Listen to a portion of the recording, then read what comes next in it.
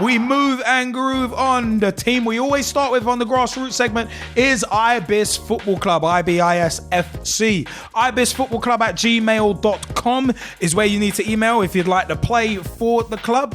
Join me, join the G-Man, who had another role to fill this week. But Facebook.com/Ibis, IBIS.FC, Twitter.com/Ibis_football or at Ibis_football.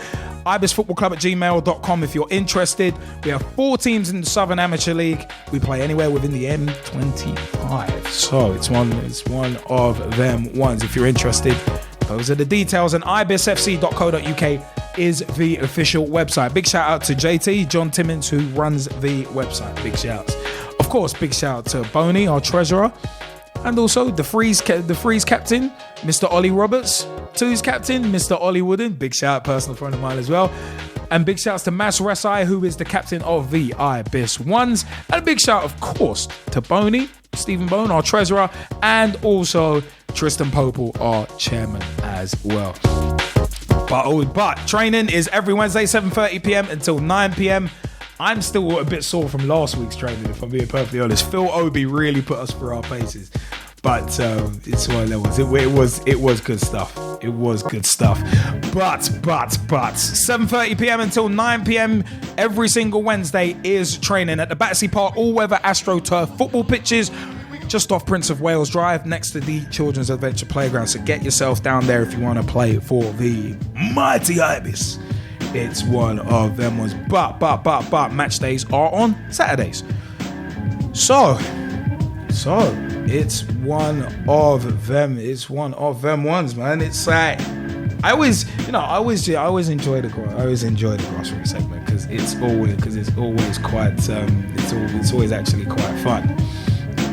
But yeah, I mean it's one of them ones where the grassroots segment, yeah, it does hold a special place in my heart because obviously we like to give big shout outs to everybody involved in the grassroots segment and making it happen. So you know what, yeah, just wanna give some of the other results around the club. And those were South Bank Quarko 1, Ibis FC 1's 4. Manny got 2 goals, Farhad got 1, and there was an own goal in that game as well. Ibis 2's 4, Old Lionians 0, with Ollie Wooden in goal. They get the clean sheet. Christine, Chadder scored as well. Luke Chadwick, Dave Chadwick scored. Mark Addy and Luke Watts scored as well. City of London 3, Ibis 3's 3. Ibis won on penalties 5-4. Scott Fanning, Ollie Roberts and Dan Lord scoring. And Ibis 4's 1, HSBC 7's 3. Yeah, it's one of them ones, yeah. I'm going to get into that game right now because it's one of them ones. Our starting lineup was myself, straight shooting LJA, aka Liam Angel in goal. Force captain in goal. Also, Carl Bolton, Carlos Gordon, Jordan Mills, Barry Clark, Pete Snell, Tom Buttress, Namo Matamisa, Mark Baker. Carlos brought down a friend of his called Joe, and Christine, his mate George, jumped in for us as well. We didn't have any subs, we had a bare 11. But let's get into a match report. A defeat that not just felt odd, but it was odd because of the challenges involved on and off the pitch. The week leading up to the game for me personally was filled with a touch of soreness and a lot of uncertainty. The soreness was due to Phil Obi's tough workout at training and me having to cycle home. And the uncertainty was from the fact that this was another week where we were scratching around for numbers. Fortunately, Carlos was able to bring a friend of his, and also Mark Baker and George were able to help us out.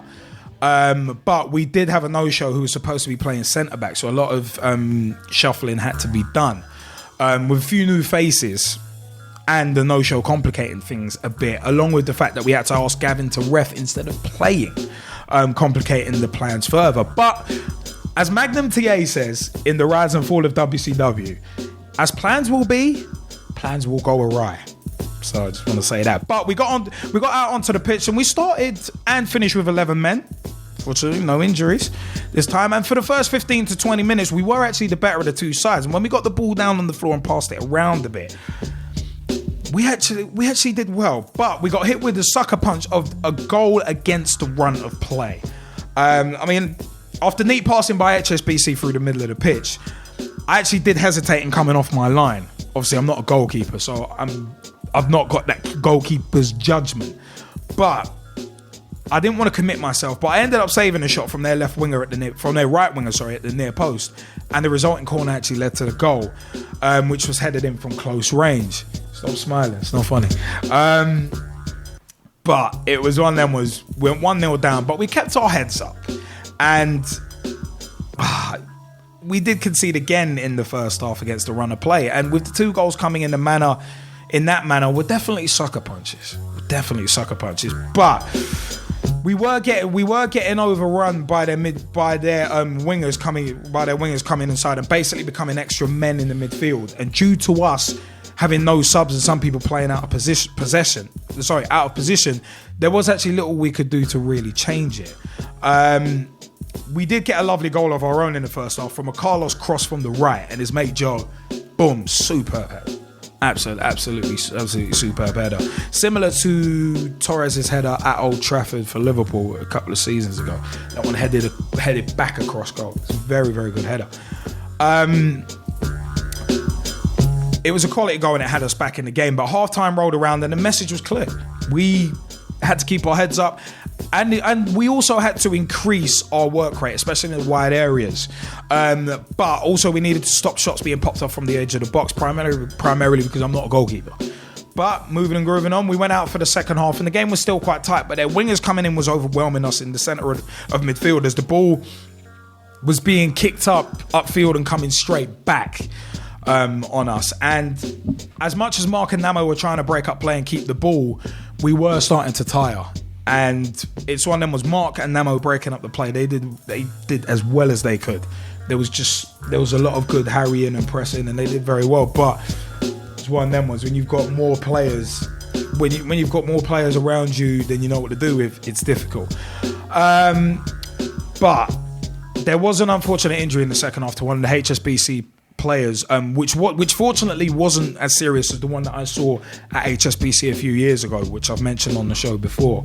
But Namo accidentally caught the opposition player's knee with the follow through of a high tackle.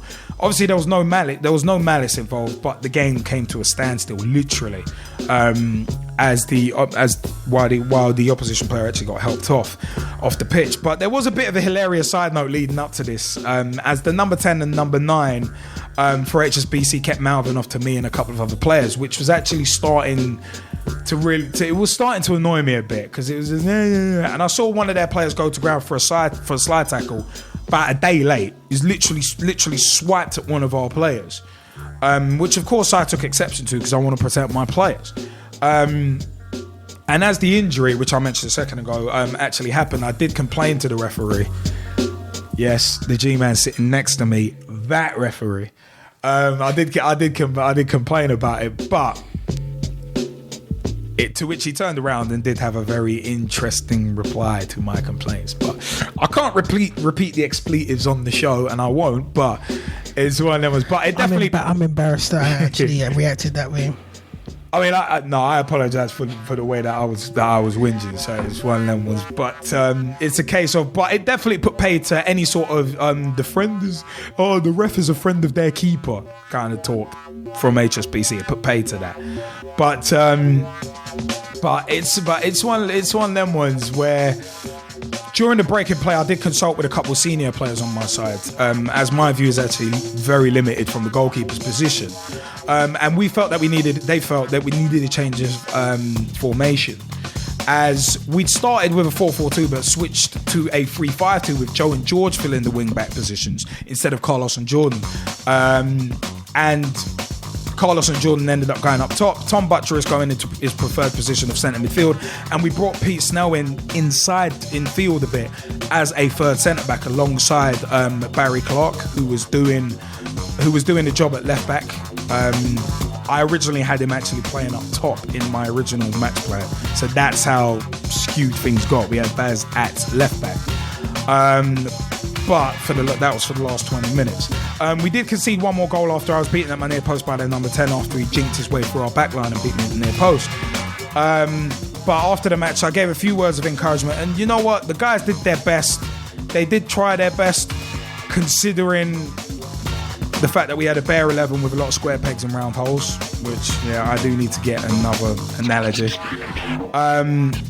But the effort put in just couldn't be faulted generally. And but this season will be a challenge. I mean, fortunately, this is only our second league game, so it's one of them ones. But so we've got the world's most precious commodity on our side, and that, of course, is time.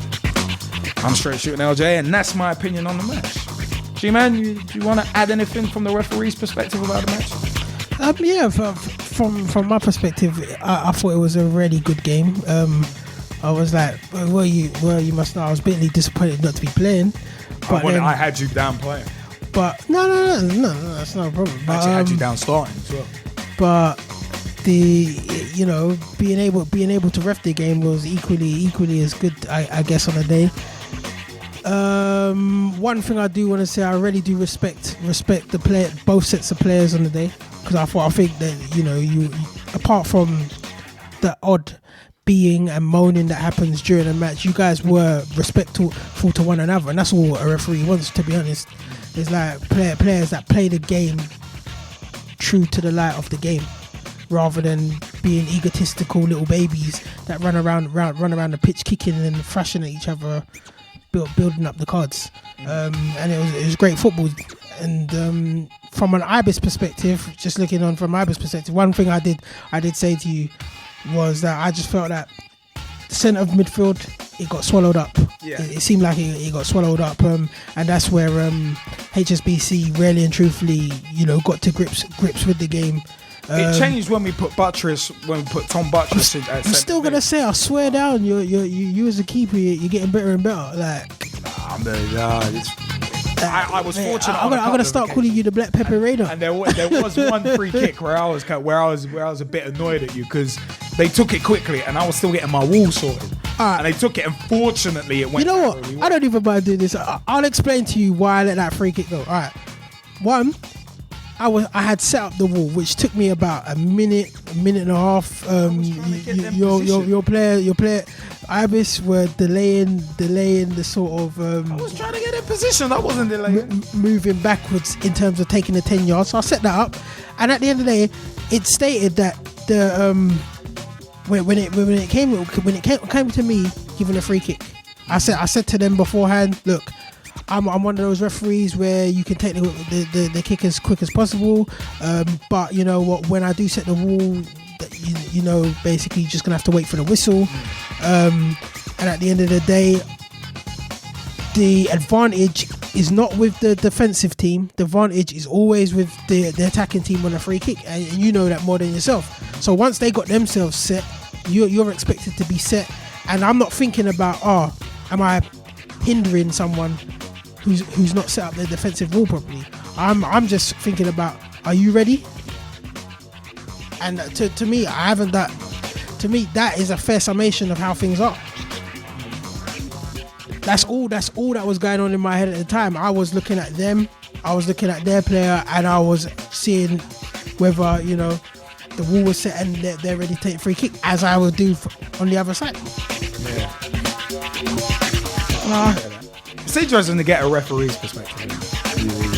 I mean, impartial referee. No, but it'd be nice to know if there's other referees out there like Messi, what his perspective on that sort of situation and other situations that we might talk about. No, definitely. It would be great to hear from Messi, because we've got his new blogs. Got his new blogs. So. And his latest one is out now at the moment. I think it's called the German Ghost Goal, or the Bundesliga's Ghost Goal. Yeah, we unfortunately we're probably going to run out of time for it today. I really wanted to mention that. What's up with that? But if you've seen the video, you need to go and see it. Yeah, it's mad. Ridiculous. But you know what? One thing that's not ridiculous: Haringey Borough Women's FC feature on the grassroots segment. They're located in Coles Park, White Hart Lane, Tottenham, London, N17 7JP. They do have a Facebook group. It's a private group, but if you ask nice, I'm sure they'll let you in. At HBWFC1 on Twitter. And big shout out to Kendall Campbell, actually, who's one of my teammates who is currently injured, sidelined with a knee injury at the moment, and he's doing up their website. So his one of them was big shout out to Kendall Campbell. Haringey Borough Women's FC, www.haringeywomenfc.co.uk is their official website, and they train on Tuesday and Thursday evenings from 7:30pm until 9:30pm at Northumberland Park Community School, Truelock Road, London, N17 0PG, and their match days are on Sundays. We also feature Stevenage Borough Ladies FC, www.clubwebsite.co.uk/Stevenage BOROFC, Borough FC, Stevenage Borough FC. On club website. Also, their Facebook page is Stevenage Borough Ladies FC, and their first team play in the Eastern Region Premier League, and their reserves team play in the Eastern Region South. They play on Sunday afternoons at their home pitches, the Cody Coach Sports and Social Club, Berry Lane, Cody Coach SG48XX.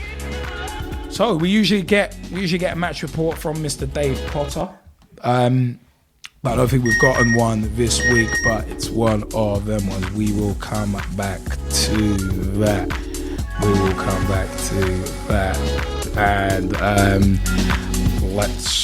And let's give a big shout out actually to at Leytonstone FC. Big shout out. Been talking to them recently on Twitter. And a big shout out to the Glemnet SAL at Glemnet SAL and at Amateur FA, AFA. As well, southernamateurleague.co.uk is the Glemnet SAL website, and amateur-fa.co.uk is the Amateur Football Alliance website as well.